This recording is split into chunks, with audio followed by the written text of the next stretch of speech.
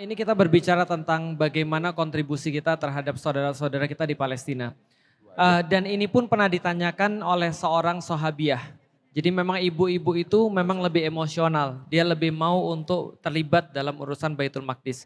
Suatu waktu Rasulullah Shallallahu Alaihi Wasallam ditanya oleh seorang ibu-ibu, ya Rasulullah, kami tolong diberikan fatwa tentang Baitul Maqdis. Maka Rasulullah Shallallahu Alaihi Wasallam sampaikan, kunjungi Baitul Maqdis, sesungguhnya sholat di sana itu sama seperti 1000 kali sholat di masjid yang lain. Dalam hadis yang lain 500 kali daripada masjid yang lain. Lalu kemudian perempuan ini berkata pada Rasulullah, ya Rasul, kalau saya tidak bisa ngunjungin gimana ya Rasulullah? Artinya saya cuma bisa melakukan tapi saya nggak bisa ngunjungin. Maka Rasul sampaikan, kirim minyak penerangan kepada Baitul Maqdis. Kirim donasi, kirim doa. Tapi bahasa Rasulnya, kirim minyak penerangan kepada Baitul Maqdis. Kirim hadiah kepada Baitul Maqdis. Maka siapa yang mengirim hadiah kepada Baitul Maqdis, ini yang ngomong bukan Felix Yao, Rasul sampaikan, maka dia dicatat seperti sholat di Baitul Maqdis. Mau sholat di Baitul Maqdis Bapak Ibu sekalian? Latihannya adalah ngirim hadiah ke Baitul Maqdis. Itu yang pertama. Yang kedua, Bapak Ibu sekalian, di masa-masa seperti sekarang, yang sedang diajarkan oleh Allah kepada kita adalah pentingnya persatuan. Saya mau ngasih tahu Bapak Ibu sekalian, ketika saya mempelajari sejarah, saya tahu bahwasanya sejarah itu digunakan oleh Allah untuk ngajarin manusia bahwa sejarah itu pasti berulang. Sejarah pasti berulang. Baitul Maqdis atau Masjidil Aqsa itu dijadikan oleh Allah sebagai indikasi keimanan umat muslim di seluruh dunia.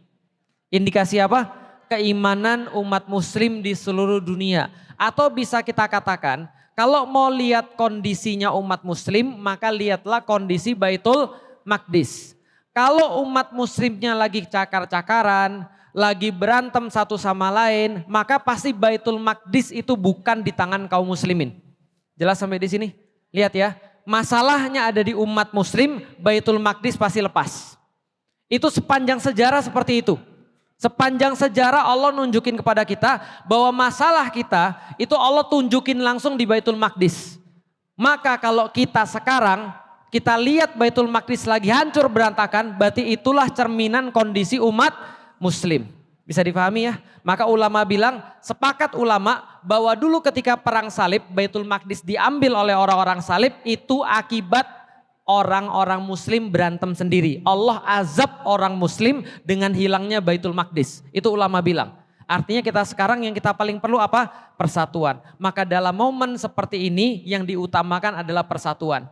Boykot itu bisa dilakukan oleh semua orang.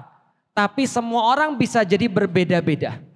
Maka kalau kita menemukan ada orang belum sekuat kita, jangan dulu disorot. Tapi kita sorot keinginan dia untuk boykot. Kalau ada orang-orang yang mengadakan konser amal misalnya, kita sorotin dulu dia sudah mau melakukan konser amal, itu sudah lumayan. Presiden kita sudah ngomong ke Joe Biden, Presiden Amerika, hentikan kekerasan di Baitul Maqdis, dia bilang. Walaupun dicuekin, ya udahlah ya. Yang penting sudah ngomong, setidaknya kita hargai walaupun sedikit apa yang menjadi niatan baik orang-orang dalam urusan Baitul Maqdis. Karena kita tahu Bapak Ibu sekalian, yang namanya hidayah itu kayak cahaya. Cahaya itu kalau sudah masuk dikit, itu sudah agak terang. Kalau sudah agak terang, biasanya nagih sama orang-orang. Maka kalau ada orang yang konser untuk kemudian amal, nggak apa-apa. Minimal kita support niatan baik mereka. Makanya sebagai seorang muslim penting bagi kita melihat kebaikan pada orang meskipun sedikit daripada melihat keburukan-keburukannya. Itu yang pertama. Tapi kadang-kadang memang ada masalah Ibu. Kadang-kadang orang muslim bukan konser amal, dia bikin konser beneran. Dia bikin konser yang gak ada hubungannya dengan Palestina. Ini yang kadang-kadang kita bilang inilah orang-orang secara etika, secara perasaan gak ngerti ketika ada problematika di umat, lalu muncul konser Coldplay misalnya. Nah kalau kemudian tanggapan kita gimana? Kalau saya milih begini, saya milih untuk pertama, saya tidak mau menjudge atau saya gak mau menghukumi hati seseorang. Karena ada banyak sekali teman-teman saya yang ikut pergi konser, tapi dia masih perhatian sama Palestina. Cuma memang dia bilang, saya perhatian Ustadz pada Palestina. Cuma saya juga tetap melakukan yang seperti ini. Saya tolong didoakan Ustadz. Supaya saya bisa untuk lebih banyak peduli pada Palestina. Ada beberapa orang yang jual kemudian tiket konsernya Ustadz. Tapi jualnya kepada orang lain juga dan orang lain datang juga ujung-ujungnya. Mahal ya Ustadz ya? Mahal konsernya, padahal udah war konsernya. Tapi setidaknya pertama-tama kita hargai setiap orang pasti punya kepedulian. Nah kita hargai. Pertanyaannya adalah bagaimana caranya kita bisa buat lebih besar. Maka kita tantang kepada orang-orang yang pergi ke konser. Kalau kalian bisa pergi ke konser, bisa nggak besok buat konser amal untuk Palestina? Ya. Ayo buat konser amal untuk Baitul Maqdis. Nah itu adalah jawabannya. Jadi mudah-mudahan kita mencoba untuk menyatukan umat itu lebih penting daripada yang lain. Kalau menurut saya. Wallahualam bishawab. Syukran Ustaz, Masya Allah, Barakallah ya. Jawab ya Ibu Bunda bisa Yuli? dipahami? Insya Allah Ya, buat udah paham aja juga. Bu ya. Ya. Jadi boykot ini bisa jadi jalan kita untuk jihad juga Ustadz ya. Nah saya kasih tahu Bapak Ibu sekalian ya. Ini data-data sudah mulai muncul. Data-data sudah mulai muncul. Tes sudah dirilis sama orang Israel sendiri. Itu pengaruh boykot kepada industri-industri makanan, entertain sama industri selain makanan itu 70-an%. Jadi itu sudah dirilis. Artinya gini Bapak Ibu sekalian. Pertama saya mau kasih tahu ya. Boykot itu bukan solusi dan gak pernah kita niatkan jadi solusi. Paham sampai di sini? Karena kalau boykot kita niatkan jadi solusi itu kayak atap bocor. Kita lalu solusinya kita pakai ember. Enggak. Boykot itu bukan solusi tapi kewarasan hati. Paham maksudnya Bapak Ibu sekalian? Jadi gini. Kalau ibu-ibu boykot terus ditanya sama orang. Emang ngaruh? Enggak ngaruh kali. Itu duitnya mereka tetap banyak. Kita bilang gini, boykot itu bukan untuk solusi dan gak pernah kita niatkan jadi solusi. Cuma supaya kita tetap waras. Kenapa biar kita tetap waras? Kayak tadi yang disampaikan Ustadz Hisham. Lah masa kita ngelihat orang-orang dibunuhin lalu kita sadar, kita makan sesuatu, kita pakai sesuatu, sebagian daripada uang itu diberikan peluru untuk nembakin saudara-saudara kita yang ada di sana. Itu kan kita jadi gak waras. Jadi psycho, tahu nggak psycho? Kita tahu itu salah, kita tetap mau melakukan. Itu pertentangan hatinya luar biasa. Jadi saya boykot bukan memang solusi dan nggak pernah kita jadikan sebagai solusi, tapi kita boykot supaya kita tetap waras. Solusinya apa? Solusinya sudah kita sampaikan, persatuan umat. Itu solusinya. Maka Rasulullah Shallallahu Alaihi Wasallam ketika ngajarin para sahabat itu 14 tahun. 14 tahun ngajarin sahabat, ini sejarahnya, sirohnya. 2 tahun setelah ngajarin sahabat 14 tahun, 2 tahun berikutnya beliau negosiasi politik, 2 tahun berikutnya jihad fisabilillah. Itu adalah cara untuk membebaskan Baitul Maqdis berdasarkan rencana besar Rasulullah Shallallahu Alaihi Wasallam. Tapi apakah kita tetap boykot? Tetap. Kalau enggak, kita enggak waras.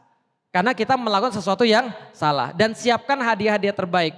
Tadi saya coba tambahin, Bapak Ibu sekalian, Salahuddin Al-Ayyubi ketika beliau berjalan ke Baitul Maqdis, beliau dicegat sama ibu-ibu juga. Memang ibu-ibu ini luar biasa. Dicegat sama ibu-ibu, nggak ada cerita Salahuddin dicegat bapak-bapak, nggak ada.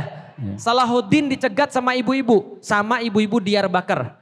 Satu kota di wilayah sebelah selatan Turki ada namanya Diyarbakar. Itu penghasil mawar Ustaz. Ya. Mereka membuat minyak mawar terbaik dari peresan tangan-tangan mereka sendiri. Mereka buat minyak mawar terbaik. Salahuddin pasukannya dicegat sama ibu-ibu. Lalu kemudian dia turun dari kudanya. Ibu-ibu bilang, Salahuddin ini kami sudah sediakan minyak khusus dari tangan kami, minyak mawar terbaik. Kami minta amanah kami ditunaikan. Apa? Tolong basuh mihrab Rasulullah Sallallahu Alaihi Wasallam ketika mengimami para nabi. Tolong basuh mihrabnya Baitul Maqdis Masjidil Aqsa. Tolong basuh tempat-tempat yang dikotori sama orang-orang salib. Salahuddin bilang, itulah amanah paling besar yang saya terima seumur hidup saya. Ada orang pengrajin mimbar yang dia buat mimbar bagus banget. Yang gak ada bandingannya lah dengan mimbar kita di sini ya. Dia buat mimbar bagus banget untuk khutbah. Kemudian orang-orang nawar, saya beli. Dia bilang gak boleh. Saya beli, gak boleh. Saya beli, gak boleh. Semua ditolak, terkenal sampai seluruh dunia. Ada pengrajin mimbar, gak mau jual mimbarnya dan semua orang pengen mimbar itu. Terus dia bilang apa? Mimbar ini khusus saya buat untuk orang yang siap menanggung amanahnya apa? Naruh ini di Baitul Maqdis. Gak usah bayar gak apa-apa. Naruh ini di Baitul Maqdis.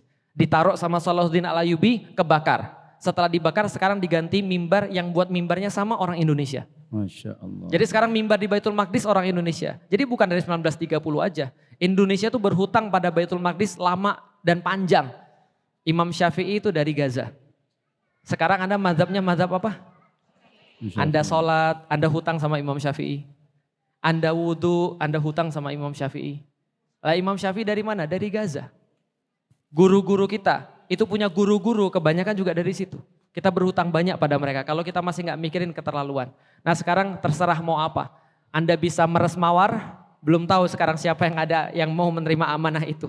Yang jelas kirimkan hadiah terbaik kita, mudah-mudahan itu dicatat sebagai sholat di Baitul Maqdis. Amin ya Ya rabbal Allah, alamin. amin ya rabbal Insya Allah. alamin.